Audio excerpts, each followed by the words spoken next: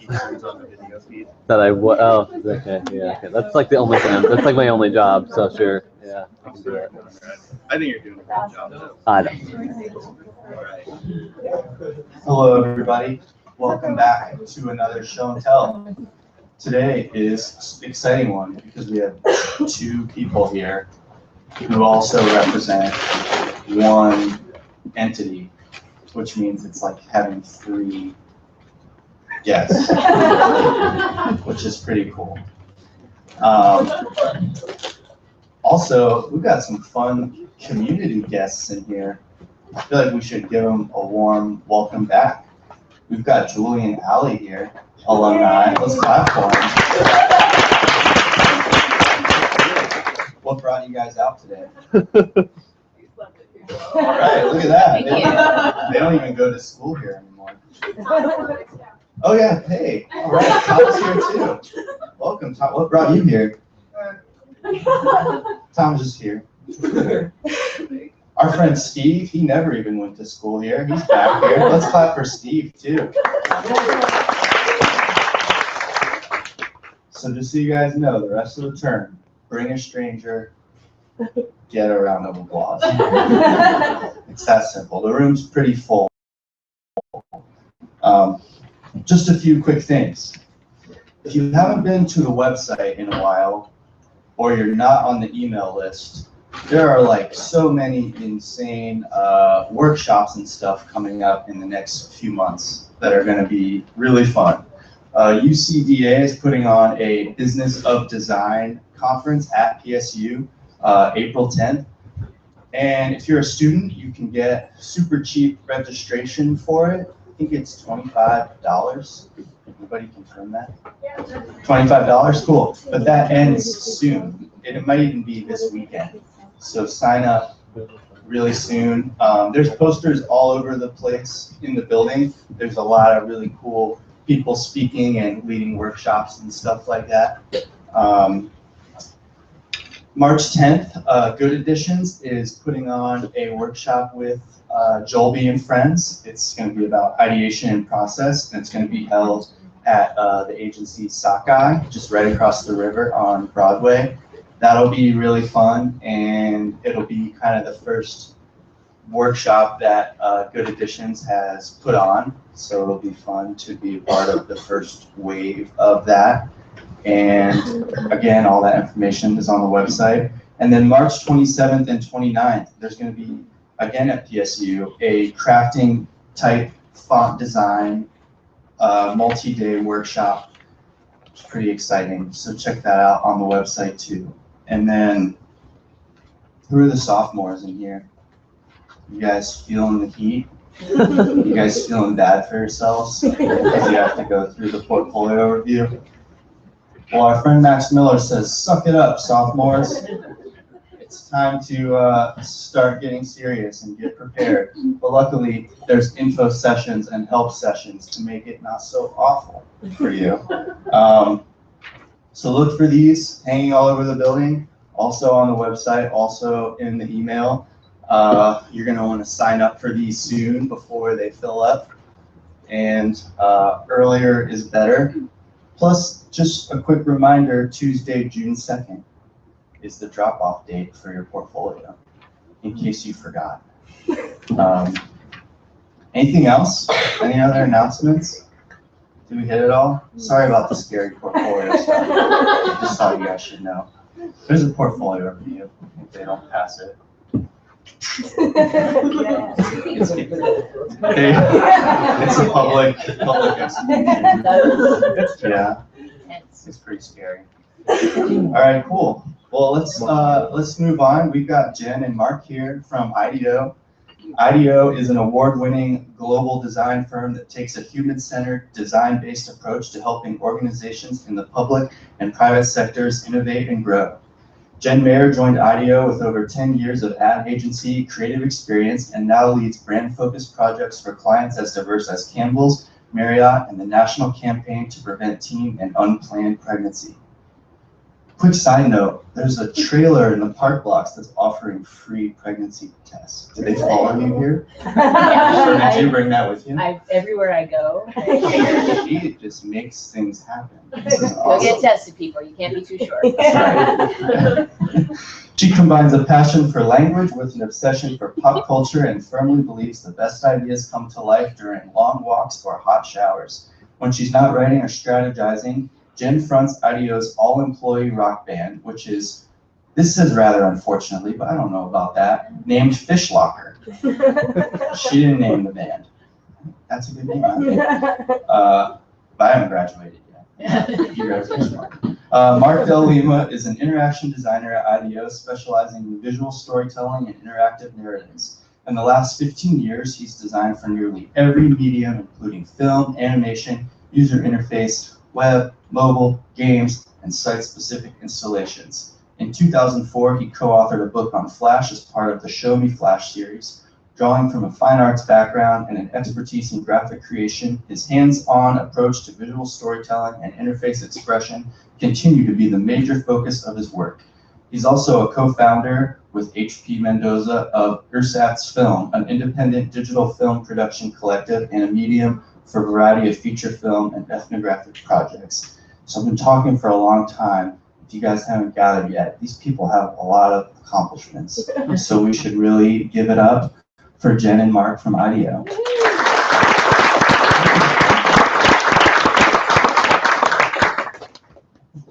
We sound amazing. Like, I had no idea we were so accomplished. I think it's because we wrote them. That's incredible. Thank you so much for welcoming us here. We are really excited to be here, especially at the invitation of the lovely Kate Bigmember, who we worship and adore, and assume that you do too, because she is so worshipable.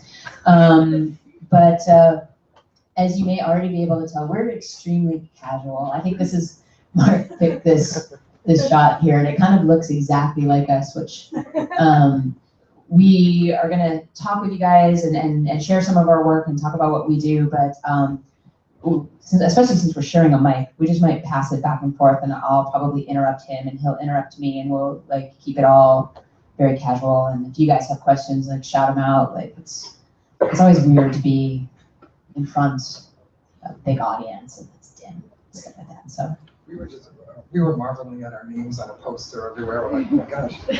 we've hit the big time. It's cool. So I'm Jenn. And I'm Mark. Sorry.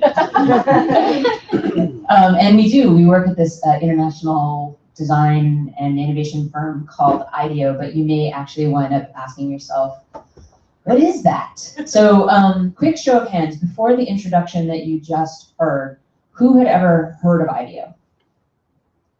That's amazing. Because before I worked at IDEO, I had never heard of IDEO. And granted, I started working there like 9 years ago, but I came from the world of advertising, and advertising can be really navel-gazing, and I didn't even know what IDEO was. And I'm kind of actually glad that I didn't know what IDEO was before I interviewed. I mean, I did my research and everything, but it was kind of helped me not be so nervous, which is different than I'm feeling right now. I'm feeling a little bit nervous. I'll share that with you. Thank you. Thanks, Mark.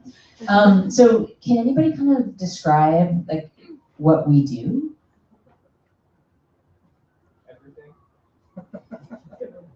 That's what I got with it. Everything? Innovation, pretty much. Coming up with ideas. Yep. Strategy. Innovation. Design thinking. Yes. Design thinking. It's like they say in improv, all of this is yes and when it comes to IDEO, because we do kind of do a little bit of everything.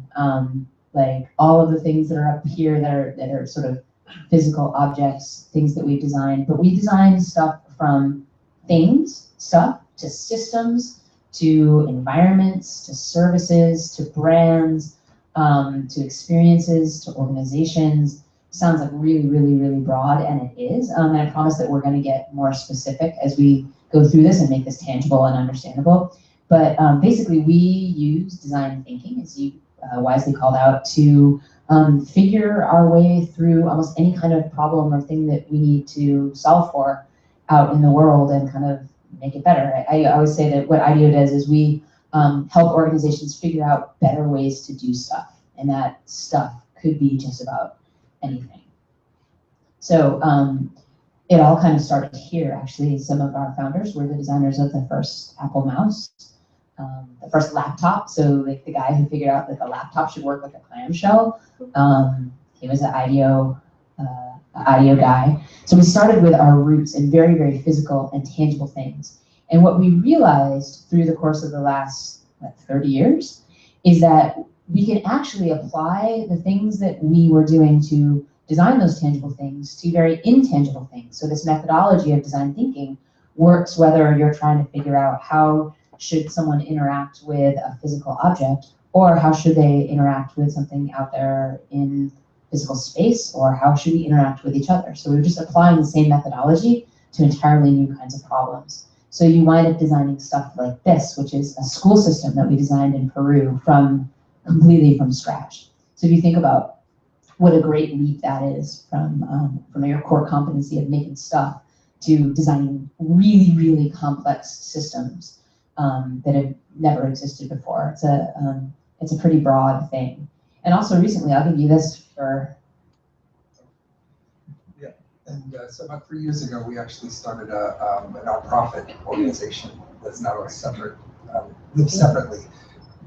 Oh, I just didn't know if you could hear in the back. I didn't hear it coming through Sorry. So what IDEO.org does is, again, apply the same process, but to the problem of poverty, and only poverty. And it does focus on international development and poverty here in America, unemployment, for example, again, using the same process of human-centered design and design thinking. So a lot of people, when I go out in the world and talk about what I do, they're like, well, how's IDEO different from just like an ad agency or a traditional design shop? Like, what makes you guys different? And the answer is there's a long list of answers that can be very nuanced, talking about the way that we collaborate and the way that we're really optimistic and open and all of these things. But the most significant difference is the thing that we've been alluding to this whole time, is that we practice something that we call human-centered design. And there's tons of books written about human-centered design. People talk about it all the time.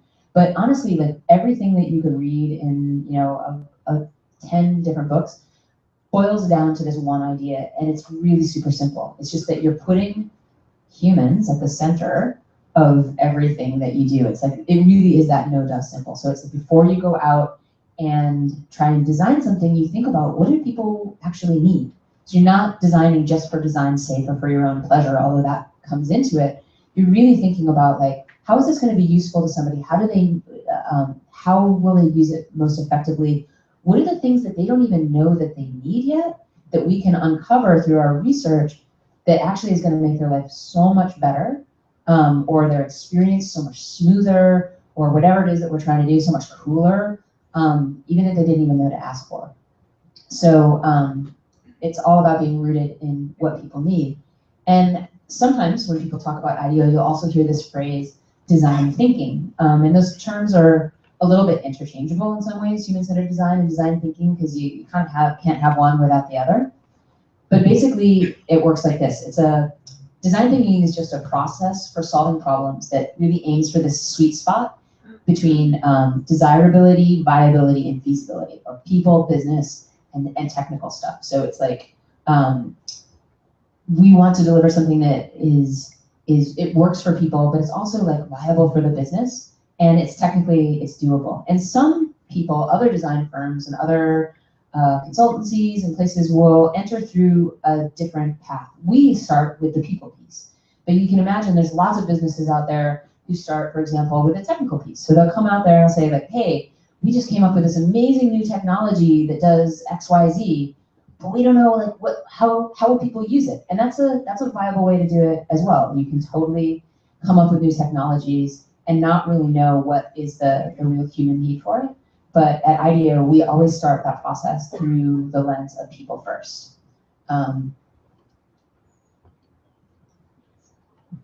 So this is an example of something that we would uncover in research.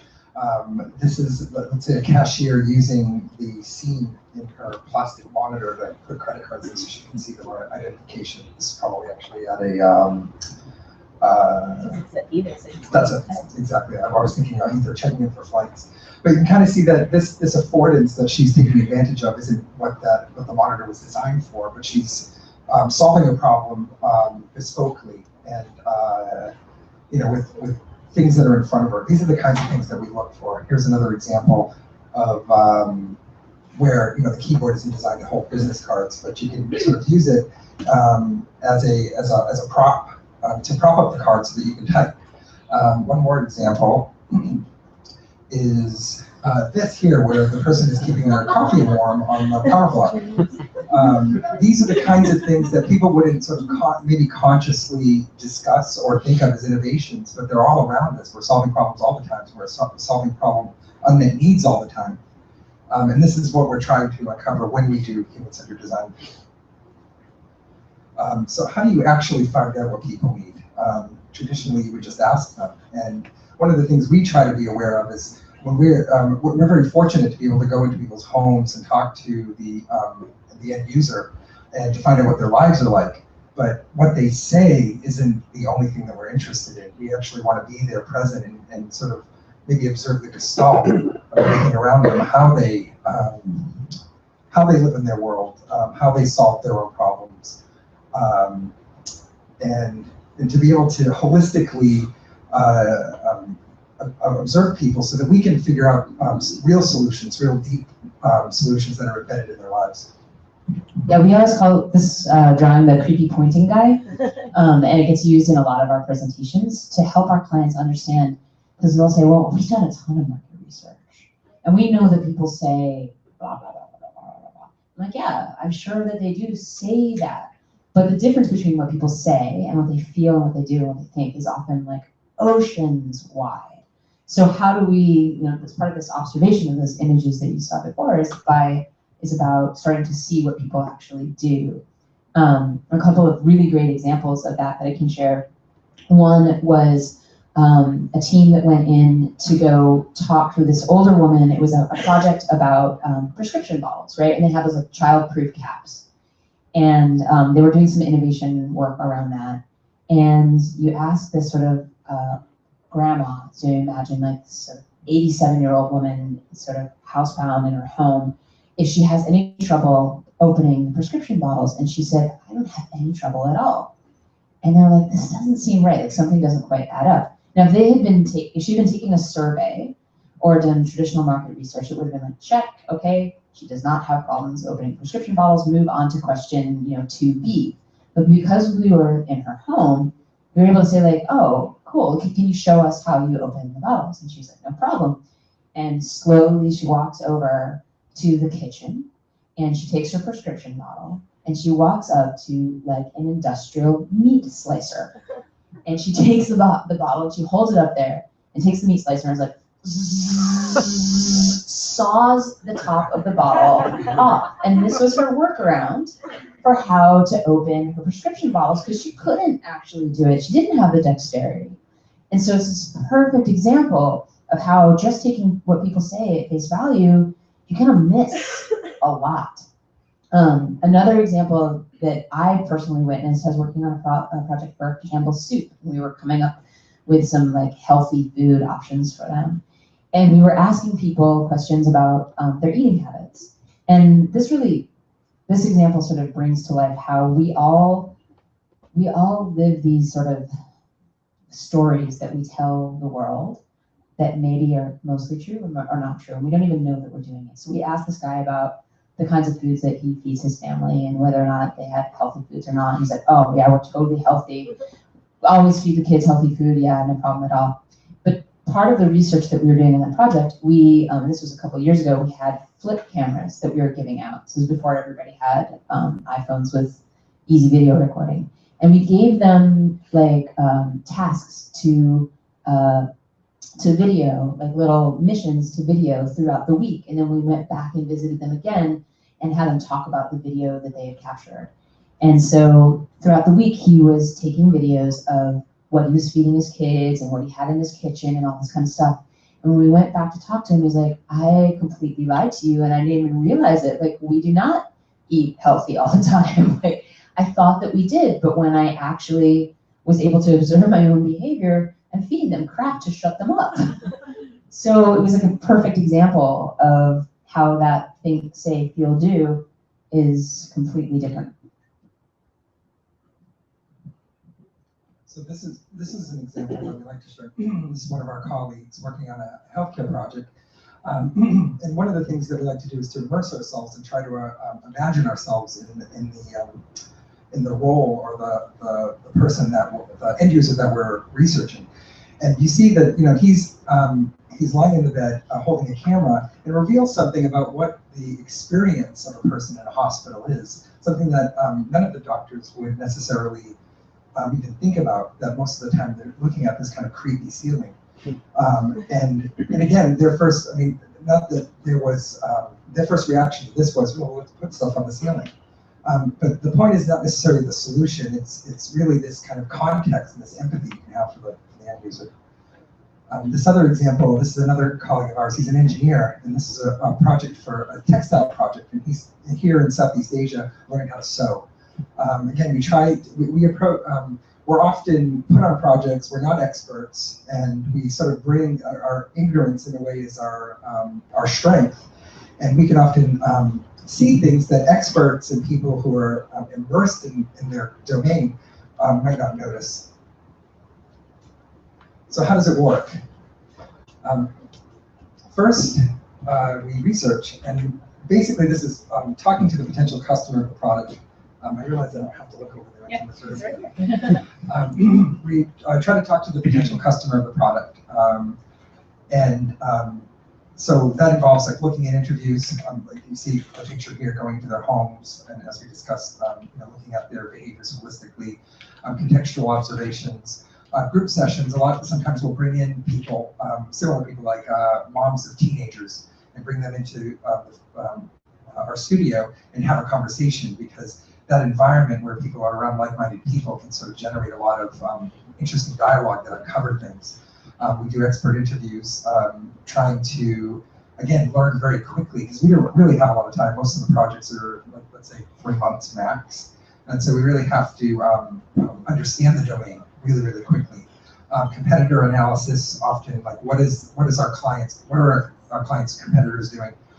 Visual culture hunts, again, anything is up for grabs, any kind of visual research, what is actually out there already, and then also analogous research. So I'm actually at a loss for what a good example of that would be. Yeah, so a lot of times if you're looking for a solution to a problem, if you look just in that category, you're going to see the same thing over and over because everybody's handling it the same way. But if you look at analogous categories, you can learn something new and apply whatever it is that they're doing well over here to the thing you're trying to solve over there. So one example that we often share that's like really, really concrete was we were working on the operating room suite for in hospitals. And it's a place where things have to happen fluidly and very quickly with a lot of very like technical stuff. And so they went and spent some time with a pit crew at a Formula One racing. So that was another place where things had to happen like fluidly, like quickly with some really technical stuff. The things that they learned about how a pit crew sort of divides up their tasks and hands things off and gets the car moving informed the work they were doing for this operating room. And you wouldn't normally think like, oh, I'm gonna research and understand operating room procedures. I think I should go to the track. So it's kind of really fun at the beginning of projects to figure out what our analogous research might be, because it can be really broad and really interesting and probably the most fun research that you end up doing. And clients too, they're like, I don't know, it seems like a big waste of money. Like, what are you gonna find out? I'm working in this industry and you're looking at this other crazy thing. This is a boondoggle. But sometimes we'll bring them with us too and show them what's going on. And they're like, oh, this is making me think of things in an entirely new way. So, so after the research process, we've generated a lot of material, a lot of notes. It's often like daunting. The next thing we do is we capture and download these what we call stories ultimately. And really what it is we're in the room telling each other stories about what we heard. Because again, if we're 5 people, like let's say a couple of people, whatever, we're in the same room hearing the same general story, but we're all sort of writing it down differently, we're understanding it differently. So the first thing that we do is to share these stories together and to start to see patterns. And what happens is these insights emerge, and we start collecting those. But really what it comes down to is having a group of people in a room discussing and having in collaborative. Sorry. Oh. Go ahead. We should just how about we just hold it and we can like hop in, sort of like a Donnie and Marie thing. Are you ready? And the thing, like to get really, thank you, we'll be here all week. To get really specific about this process, because it's something that I wasn't used to before I came to IDEO, is we're obsessive with Post-its. And so what happens when you're downloading, like let's say you go out in the field, you meet somebody, you have a really interesting conversation in their house, and they tell you their life story and whatever's going on, and maybe you see them sliced off the top of a pill ball or whatever. You come back and your notebook is filled with observations and quotes and ideas and things that you saw. And you got another team that maybe wasn't there with you, or the extended team. So how do you share that information with them? So everybody, as we download, which is the word that we use to say like basically getting the information out of our notebooks out into the rest of the team, we'll write a thought, each like individual thought on a Post-it, and put the Post-it up on a board. And then so every single idea or thought or quote gets its own Post-it. And then the sort of magic that happens is in this synthesis process, which is where you're like making sense of all the things that you saw. You'll have a board for each person or each experience, right? And then you start to sort the Post-its and bucket them based on like topics or interesting things and patterns that you're noticing. And all of a sudden, out of all this information from all these different people's individual notebooks, you can start to see patterns emerge. And you're like, oh, wait, you know, I noticed that like for 3 of these people, this thing is true. And what does that mean? And so it allows you to really quickly go from like massive amounts of disparate data that's floating around in everybody's heads to some meaning that you, and a story that you can tell to what needs to happen. So yeah, often these things will lead to opportunities. And these are usually very broad categories.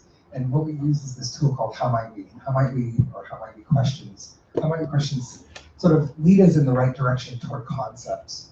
And again, this is all very initial, and we keep the process very open. We don't get to, we don't resolve things until we absolutely have to. We'll try to keep it very open. But ultimately, some of the techniques that we use are brainstorms. We'll brainstorm as a team with our extended team, but we'll also bring in the larger kind of hive mind of IDEO, bring other people in and do larger sessions. Also sketching, we try to be as visual as possible. As Jen said, we're putting little ideas and quotes on Post-its, but we're also doing very, very crude in some cases, because you don't really need to know how to draw to do this. But being visual and being able to get a quick idea down is really, really important. We'll also do design charrettes, where kind of co-design sessions with other people. We'll bring other people from outside the project in to design with us for short periods of time.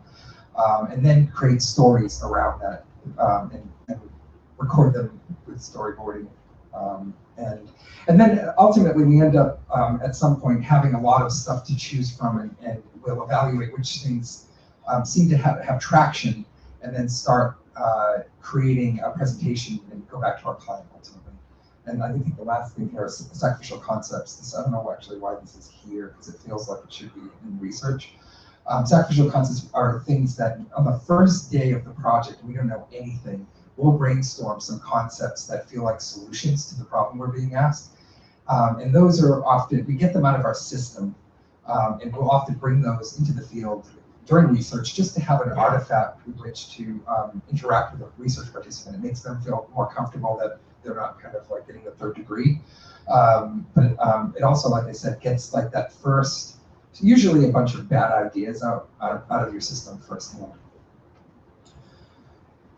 From there, we use a number of techniques to refine the design, anywhere from prototyping to role-playing, creating diagrams, and ultimately it's a very iterative process. We use this phrase called build to think, which really is, it's sort of part of what prototyping is. It's much easier to build something or to create a prototype in a very quick fashion. In some cases, I think as you said earlier, they're just Post-its, all the way up to something that's digital. But these prototypes help us fail early. And I guess to the extent, I'm thinking of our class on failure that we just came out of, which by the way, you should all take, I think. Really helps us fail earlier, and again, get the ideas that aren't going to work, and often they'll point us in the right direction. And then last, really the process inherently is very collaborative through presentations and through workshops. You know, when we build a team for a project, it's usually you know, made up of several different kinds of people. Let's say an interaction designer, a writer, a product designer, industrial designer, an architect, depending on what the design problem is.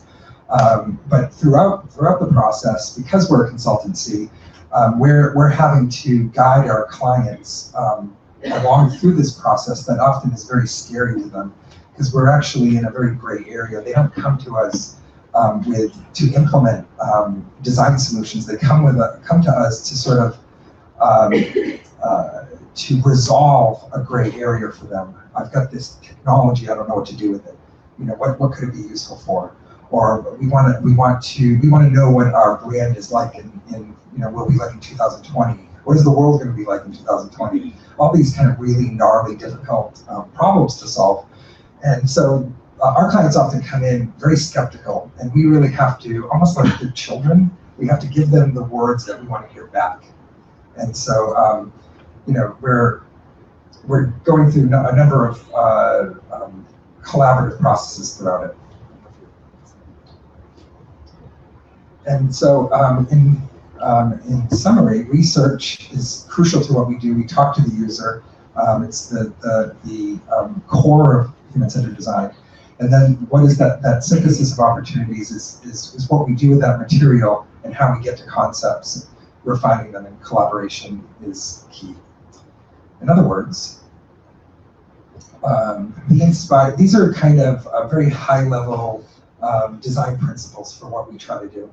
To be inspired by people, to use empathy as fuel, to build to think experientially and holistically, to provide value for our users and clients. So again, going to that viability, desirability, feasibility, and to understand the constraints of the domain. It's very important. The constraints are probably the foundation of good design. When you have a blue sky, you can't do anything. So what we try to do in our process is to kind of converge on something in a world of infinite choices. And then also to balance perspectives, because again, we've got the client perspective, we've got our perspectives that we bring to the project, and being able to kind of make it rich for everyone. So how did we get here, Jen? How did we get here?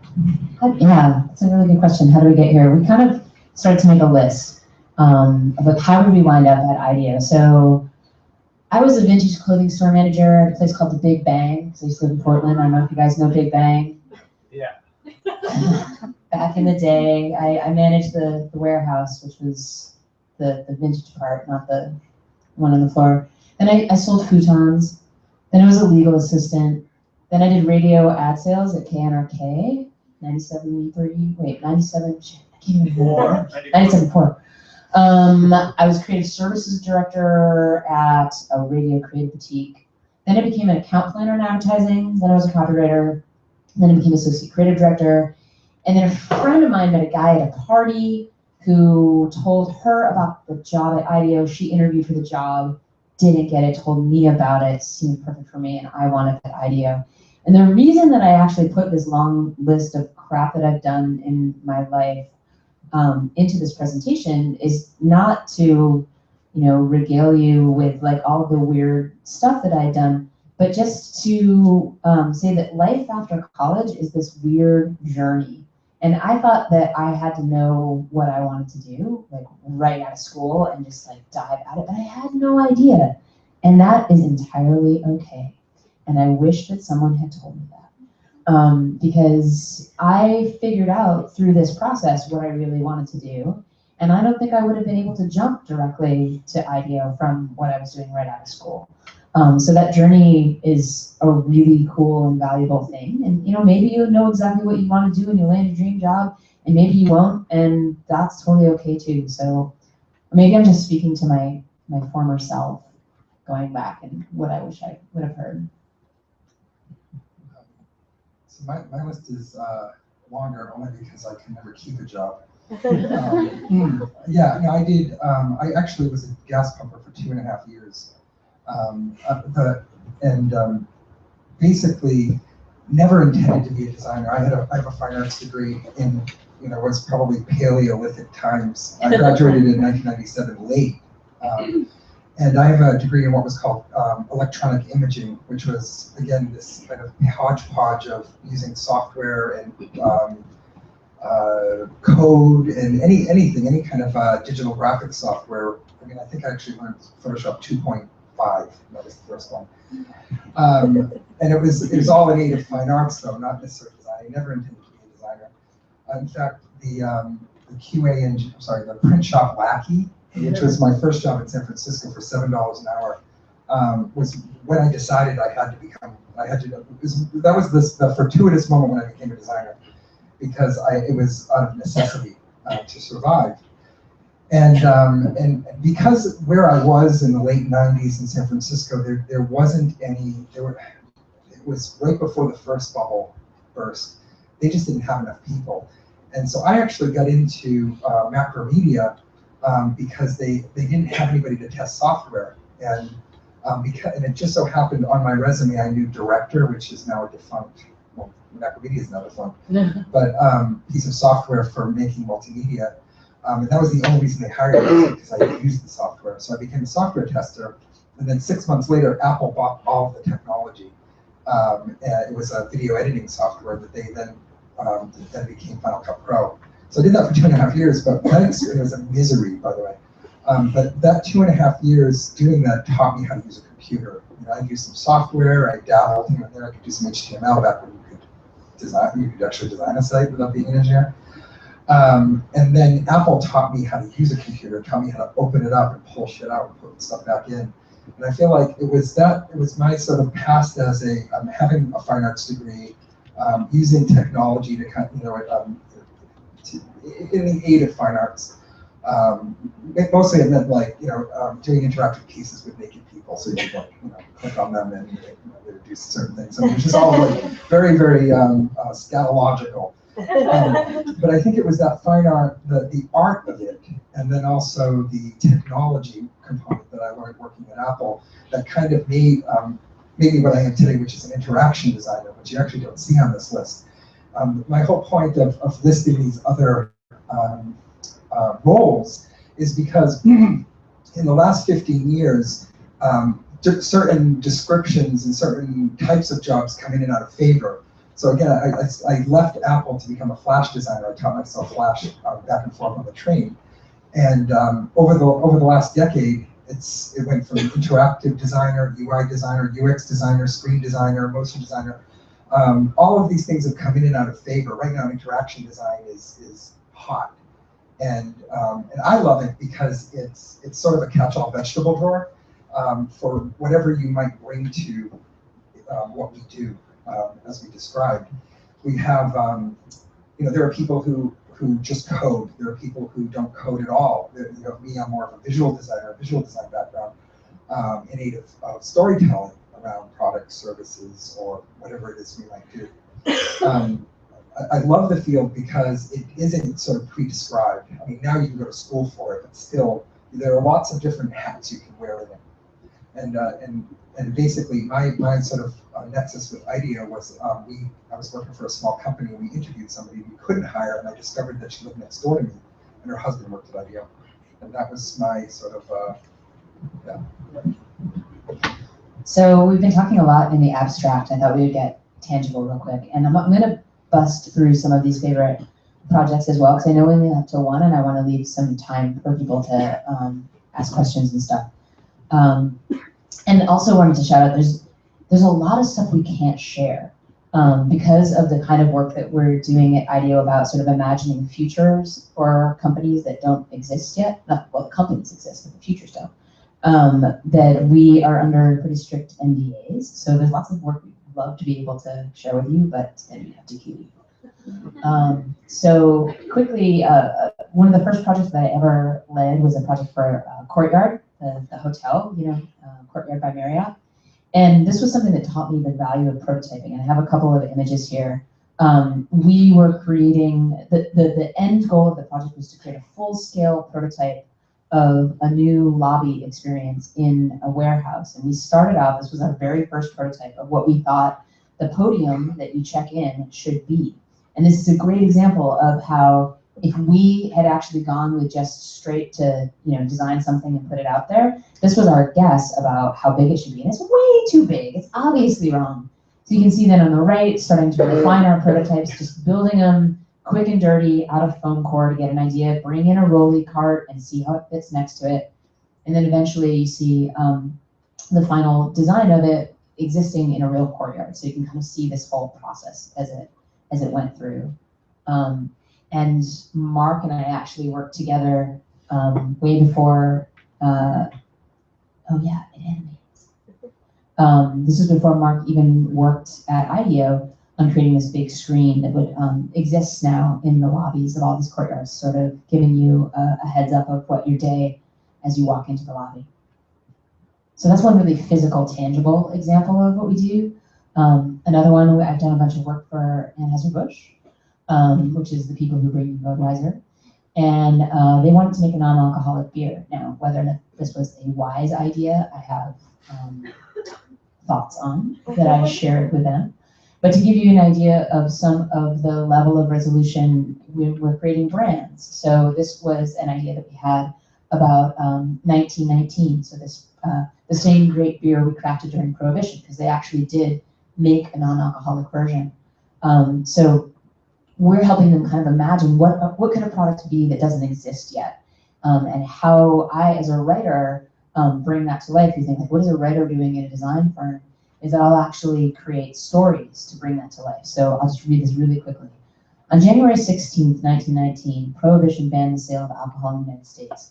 So did the good brewers of Budweiser pack up and go home? Heck no. They brewed up an ingenious new recipe without the alcohol. For those of you who are thirsty for something completely different, we're proud to reintroduce the legendary 1919. It's a deliciously smooth, nutty brown ale with notes of citrus and spice, refreshing and bold with the taste of 1919. Is made just like it was back in the day, but this time around, we've applied the latest brewing technology to make it even better. It's perfect for those times when you have to work in the morning or aren't quite ready to head home. Budweiser 1919, pop open a cold one and enjoy a bottle of tradition today. So it's sort of like advertising copy for something that doesn't exist, but this allows them to imagine, like, oh, instead of having to actually produce all of this stuff and put it out there in the market and see, we can imagine it for them. And they can make decisions based on that. So CEO Works this is a project that I just finished. I'm doing a fellowship at IDEO.org that we talked about earlier, where we're working on work for poverty.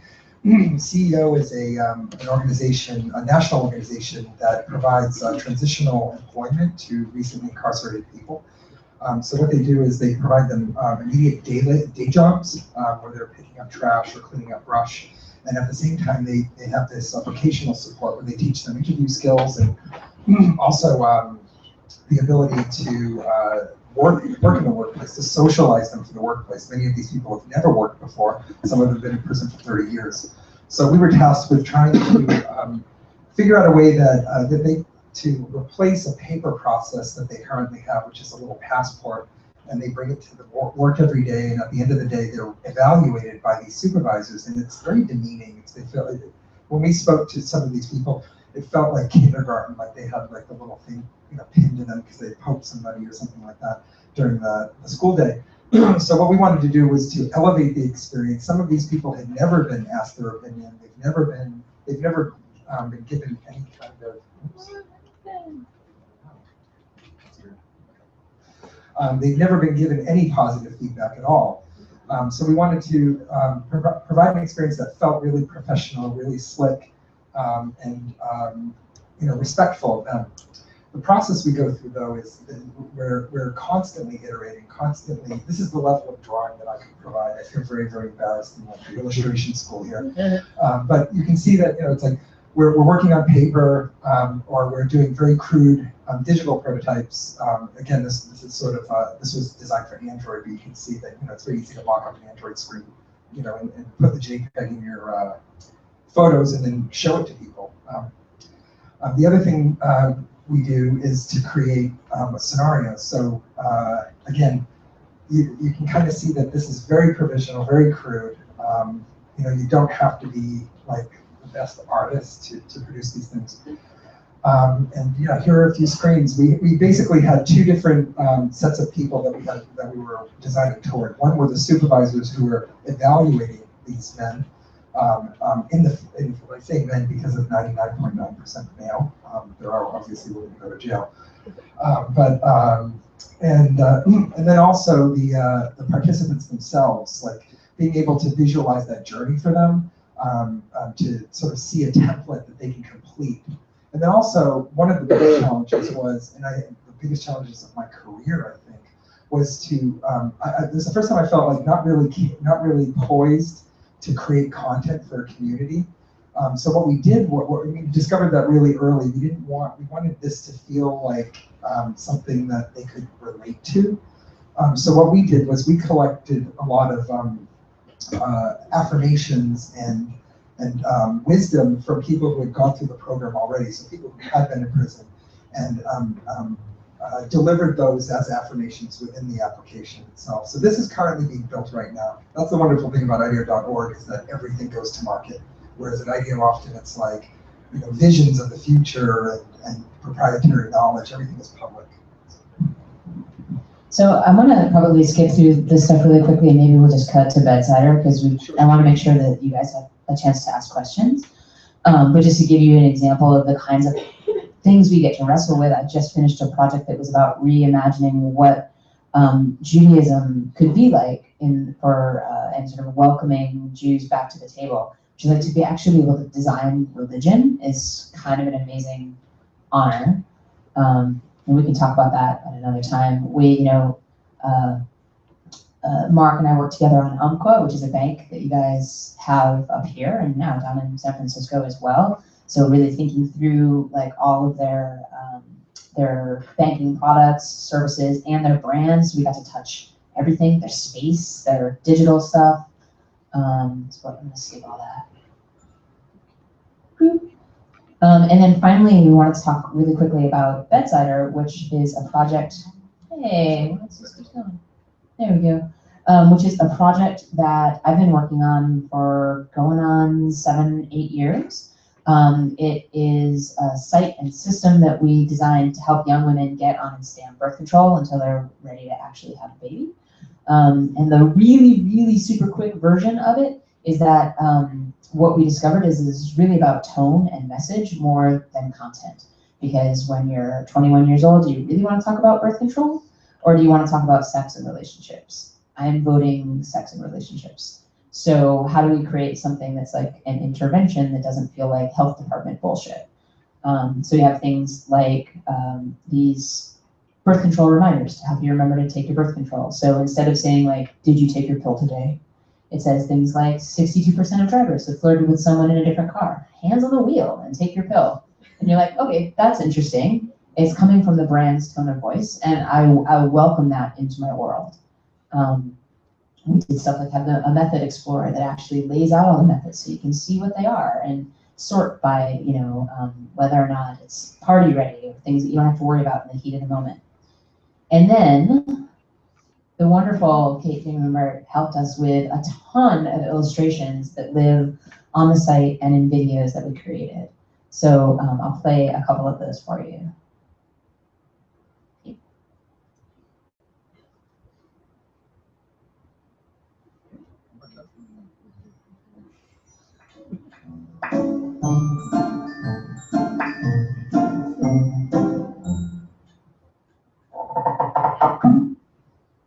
boyfriend's dick is actually too big for a condom. He has like a monster wang.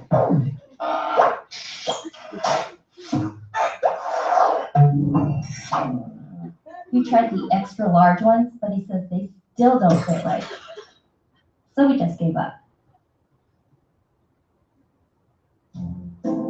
I hate to break it to you ladies, but no man's penis is too big for a condom. Condoms are great at preventing STDs, and they come in all sorts of styles. You just have to find the one that's right for both of you.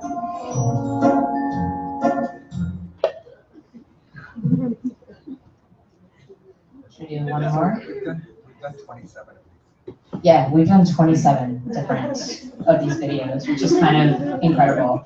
But like probably more likely that someone will watch that than watching some sort of PSA about the importance of condoms.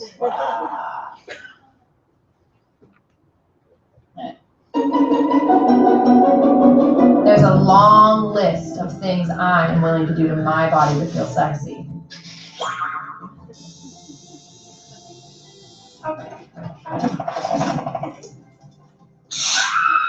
So getting an IUD, of course it might hurt, but what's a little discomfort in exchange for years of worry-free boot knocking? So a slightly different method. And then finally, this is the last thing that we're going to share, and then I promise we'll get to questions. Because we had this great relationship with the client, when they came to us for one final thing to say, hey, we want to do this viral video, and we're like, viral video? No, don't ask for a viral video. We were able to sell in the idea of writing a musical, which meant that my life goal had been achieved. And so we wrote and produced and animated a musical. It goes a little something like this.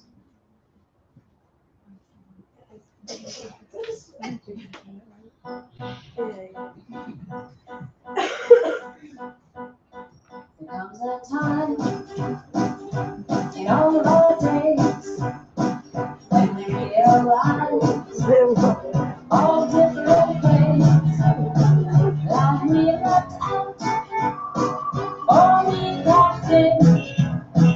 Hey, we got it right. Yeah, we went through it. So let's take back our pride for the reason that we're here. We're control, you're on the roll. I owe you a beer. So thank you for control. Got the two cards so I could land the kick-ass job. So thank you for control. I'm ready to rock, but I don't think I'm ready to be your mom. So thank you for control. Let me stay out all night and sleep till 2 p.m. So thank you for control. I want my bacons, but I don't think I need any more of them. So let's take that high five. Oh, we could be that we're here. Birth control, you're on a roll. I owe you a beer. Has birth control ever done something for you? Yes, thank you, birth control. Now I'm married to Dave and not to just some creep. Thank you, birth control. I had my first kid when I was ready to take the leap. Yes, thank you, birth control. Traveled all over the world From Seoul to Napoli. Thank you, birth control. I can't take my time exploring level 3. There was a time when I was young, when I thought that I would miss all the fun. Now I have a child and I'll watch him grow. Now I've got a job. I'm the CEO of a Fortune 500 company with an earnings per share increase of 11% over the last 3 years. So let's take that high five for the reason that we're here. Birth control, you're on a roll. I'll buy the next round if you help me sing it loud. Say thanks, I'll leave it high five for the reason that we're here. Birth control, you're on a roll. I owe you a beer. Make mine a root beer. So thank you, birth control. One more time. Birth control. When it counts. Birth control.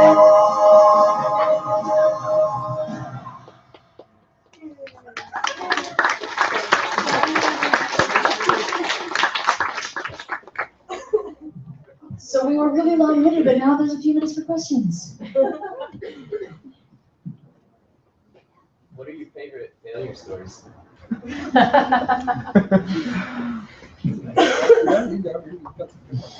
man.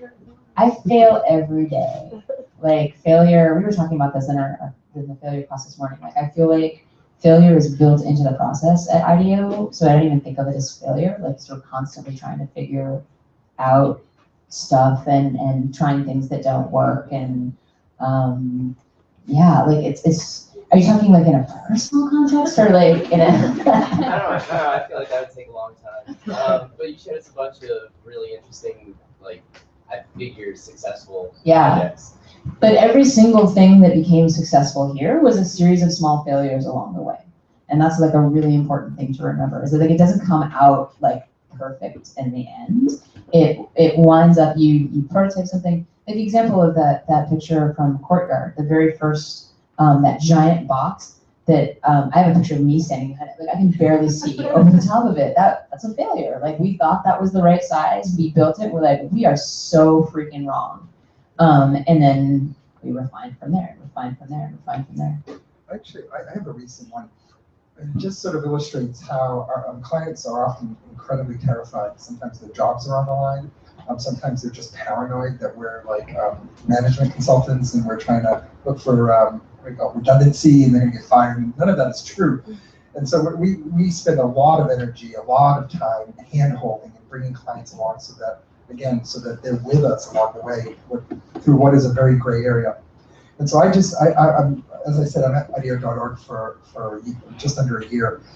And so I've never done international work, and here I was in Zimbabwe interviewing smallholder farmers in rural areas. And so at IDEO, we've got a very open culture. If I don't understand something, I don't know something, I just ask, oh, what do you mean by that? I don't know what that is. But one of the things I discovered in this last project is that it doesn't work that way everywhere. So this particular client, I asked the question was, what is M-Pesa? I've never heard of M-Pesa. And M-Pesa is like this highly successful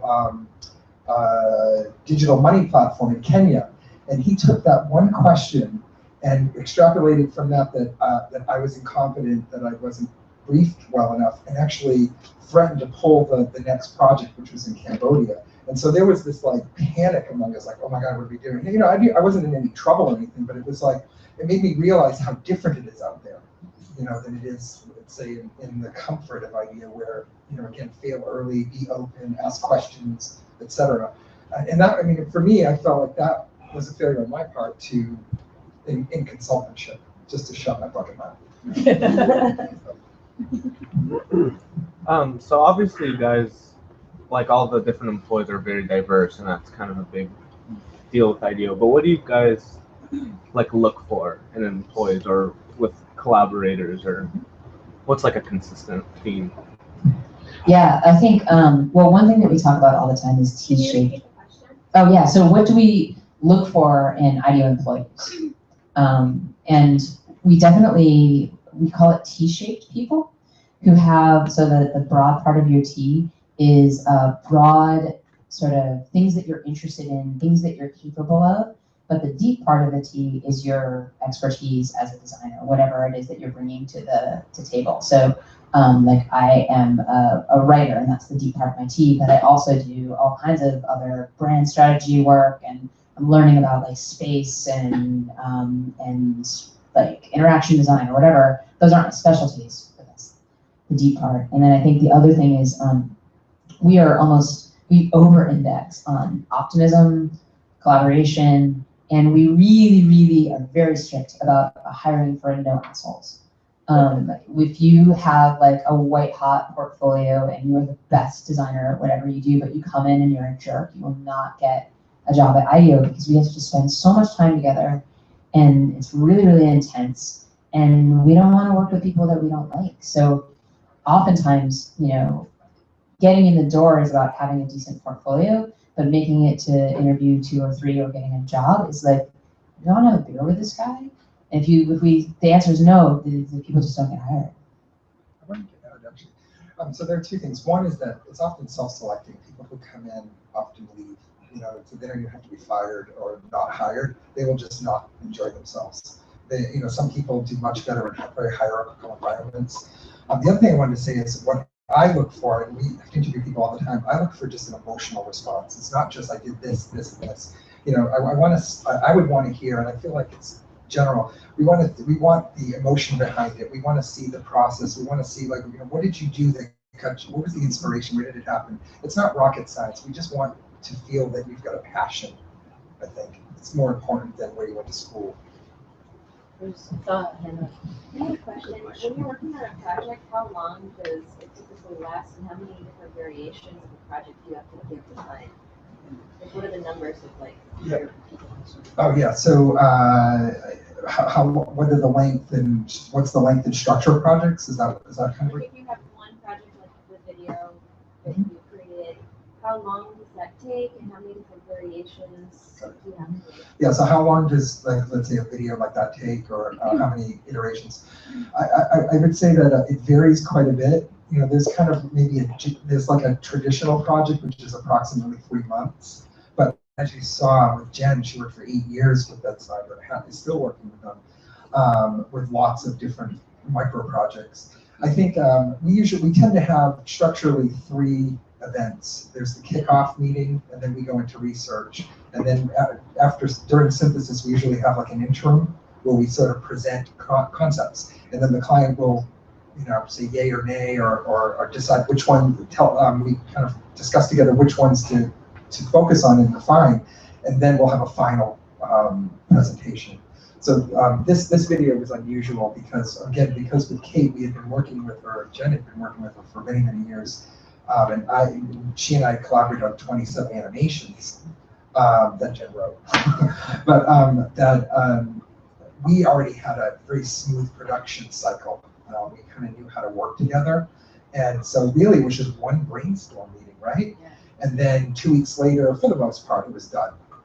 But it required us, we did it because we wanted to do it. And so we, we're very irresponsible with the amount of time. So it was just like very late nights, and we, so this is a labor of love in a way, and not many projects experience that. Yeah, that was insane too. Like that timeline was nuts. But what I would add to that is like on a given project, in brainstorming, you're coming up with hundreds of ideas. So we're literally going from we say one of our brainstorming rules is go for quantity, and then start to vote and kind of pick what lives. But it's like get as many ideas out there as possible. There's no one right way to solve something, and then whittle it down eventually to the things that make sense.